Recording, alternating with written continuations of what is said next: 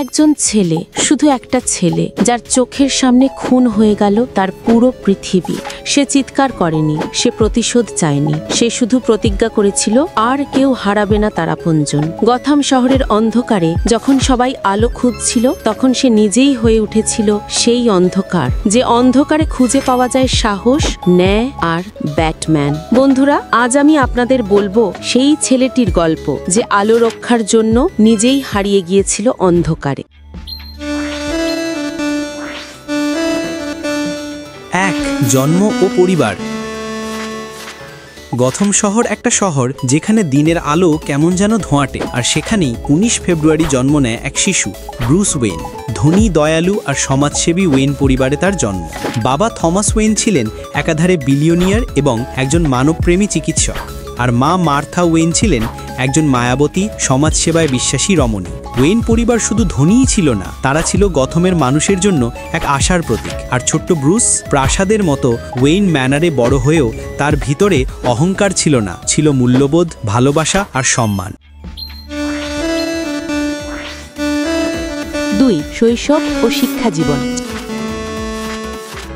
কিন্তু এক রাতে সব বদলে গেল। ছোট্ট ব্রুস তার বাবা মায়ের সঙ্গে গিয়েছিল সিনেমা দেখতে, দ্য মাস্ক অফ জরো। ফেরার পথে তারা হেঁটে যাচ্ছিল ক্রাইম অ্যালি দিয়ে। হঠাৎ করেই এক সাধারণ চোর, জো চিল, তাদের থামিয়ে বন্দুক তাক করলো, আর মুহূর্তেই ব্রুসের চোখের সামনে মৃত্যু হলো তার বাবা মায়ের। সেই গলি শুধু রাস্তা ছিল না, ছিল ব্রুসের শৈশবের কবর। তারপর জীবনের মায়া ফুরিয়ে গেলেও তাকে আগলে রাখলেন একজন মানুষ, অ্যালফ্রেড পেনিওয়ার্থ, পরিবারের বিশ্বস্ত বাটলার। কিন্তু তিনি শুধু একজন দাসানুদাস ছিলেন না, তিনি ছিলেন একজন প্রাক্তন ব্রিটিশ গোয়েন্দা এবং ব্রুসের দ্বিতীয় পিতা। ব্রুস এরপর পড়াশোনা করলো গথম একাডেমি থেকে শুরু করে বিশ্বের সেরা প্রতিষ্ঠানগুলোতে। পড়লো ক্রিমিনোলজি, মনস্তত্ত্ব, ফরেন্সিক, মার্শাল আর্টস, সবই একটা মাত্র লক্ষ্যে: ভয়কে হারাতে শিখতে হবে, কারণ ভয়ই সবচেয়ে বড় অস্ত্র। 3. কেন তিনি বিখ্যাত? ব্রুস ওয়েন একদিন সিদ্ধান্ত নিল সে রাত আর কাউকে কাঁদাবে না, তাই সে নিজেই হয়ে উঠল সেই রাত। তিনি বেছে নিলেন বাদুড়ের রূপ, যে প্রাণীকে সে একসময় ভয় পেত, আর সেই ভয়কেই বানালো অস্ত্র, ব্যাটম্যান।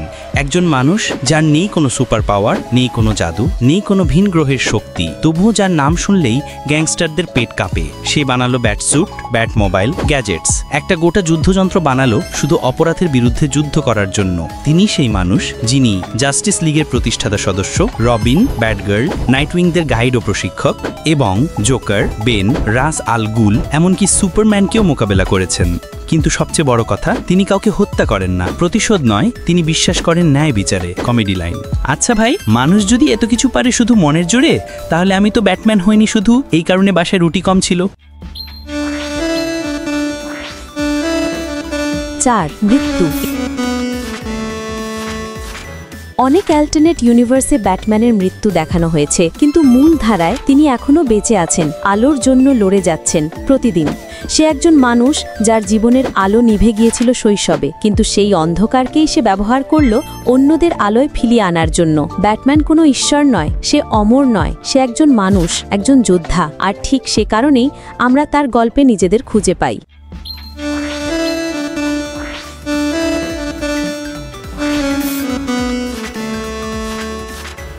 বন্ধুরা, যদি এই অন্ধকারের ছেলেটার গল্প, যে আলো খুঁজে পেয়েছিল নিজের ব্যথা থেকে, আপনার হৃদয় ছুঁয়ে যায়, তাহলে ভিডিওটিতে একটা লাইক দিন, কমেন্টে লিখে ফেলুন আপনার প্রিয় ব্যাটম্যান মুহূর্তটা কোনটা। আর হ্যাঁ, সাবস্ক্রাইব করতে ভুলবেন না, কারণ সামনে আরও অনেক অন্ধকার আছে যেটা আমাদের একসাথেই জয় করতে হবে। আর যদি এই গল্প ভালো লেগে থাকে, তাহলে আমি আপনার জন্য বানিয়ে ফেলেছি আর এক মহাকাব্যের যোদ্ধার কাহিনী, টনি স্টার্ক। হ্যাঁ, আমাদের প্রিয় আয়রন ম্যান, সেই বলেছিল আই অ্যাম আয়রন ম্যান, কিন্তু এই এক লাইনের পেছনে লুকিয়ে আছে এমন এক ত্যাগের কাহিনী যা শুনলে শরীর কেঁপে উঠবে। এখনই দেখে ফেলুন Tony Stark, I am iron man. ভিডিওটা ভালো লাগলে একটা লাইক দিন, কমেন্টে জানিয়ে দিন ব্যাটম্যান না আয়রন ম্যান, কে আপনার হৃদয়ের হিরো। আর সাবস্ক্রাইব না করলে, হ্যাঁ ঠিক ধরেছেন, জার্ভিস কিন্তু রেগে যাবে।